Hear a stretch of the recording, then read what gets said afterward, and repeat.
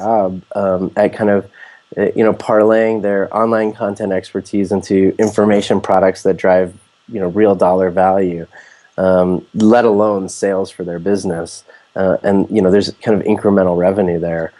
Some people are offering online training courses, or some are selling books like me. But there's all sorts of wonderful ways you can turn great content into a real revenue stream. And Quirky has done it in the sense that they built a product design business, but on top of that, they built a TV show that now is, netting them revenue each week. So it's pretty amazing. We need one of those. Yeah, yeah. How do you, I guess some businesses might be listening and thinking, well, there's only one of me, but I've got a lot of employees that, touch the consumer that could participate in this. Have you ever seen examples of employees actually being involved in the brandscaping or the content creating that's worked well? And is there any sort of issues in letting everyone touch the content creation? I I think as an employer today, your biggest opportunity is to have your employees create content. Take the easy idea that everyone has an audience. It means that every employee you have has friends on Facebook. They have a LinkedIn account with a bunch of LinkedIn contacts, whether it's 1 or 1,000, it doesn't matter. They may even be on Twitter with 5 followers or 5,000 followers. Again, it doesn't matter. But each one of those people out there are potential clients or customers for your business. And the more you harness the power of your employees to create content that's then distributed to the audience, their audience, as well as yours, the bigger you grow your business and grow the success of the employees you've got. And there are great examples. In fact, there's a B2B company called Indium, Indium. Indium.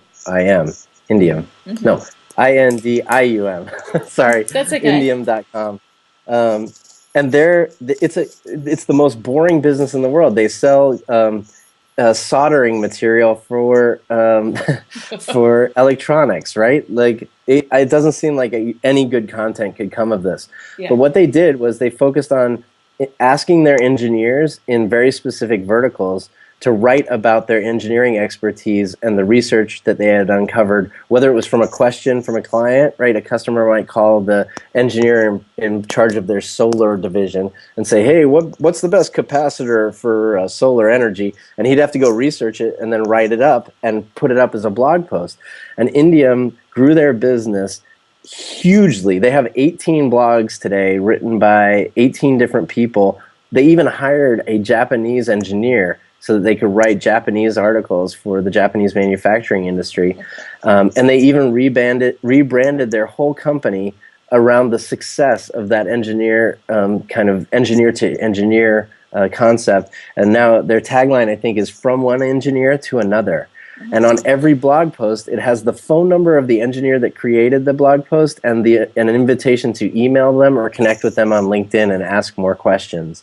And the business has grown hugely as a result of this, something like 500 times in the last 4 years. Wow. So the more you enlist your employees to create and share the content that and their expertise, the more successful you'll be. I really believe that. I do too. I think it's so dependent on the control that the CEO gives to their employees. Do you know what I mean? And you can feel it in the culture, whether it's an open culture and whether it hangs together around, a common vision and they're all aligned with their values, or whether it's tightly held and there's no chance of that ever happening. And hopefully they're getting the message. Well, I think the ones that don't will see an evolution in their business long term that will make it necessary to really start to embrace the more open approach to generating and distributing content.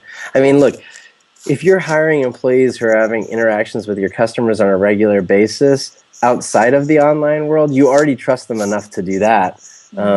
What's the problem, and why aren't you taking advantage of the opportunity to scale their advice and expertise? This isn't a new idea either. In fact, Defiance was a milk company.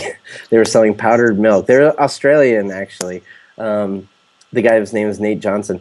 he started Defiance Milk, and he was having a really hard time selling this powdered milk because he was competing with 400 other powdered milk brands. So what he started to do was actually answer parents' questions about raising their kids, because he started getting letters every week. And he hired a nurse named Nurse Kennedy, and she hired 11 other nurses to keep up with the demand, replying to these letters about how to raise your baby. And he ended up publishing a book called The Baby Book, and he distributed about 1 million copies a year up until the 70s, and it was actually called the Glaxo Baby Book. Defiance Milk became GlaxoSmithKline, the third largest pharmaceutical company in the world, and it all started by just hiring a bunch of nurses and inviting them to answer any question related to the concerns of raising a baby. And that's that kind of idea, that you've got to use your internal expertise to help your customers no matter what, is one that's been around forever. So CEOs that don't buy into it, it's not like they're afraid of social media. They're just kind of ignoring, I think, a simple fact in the marketing world, that that's good business. Absolutely. Does it just come back to being helpful?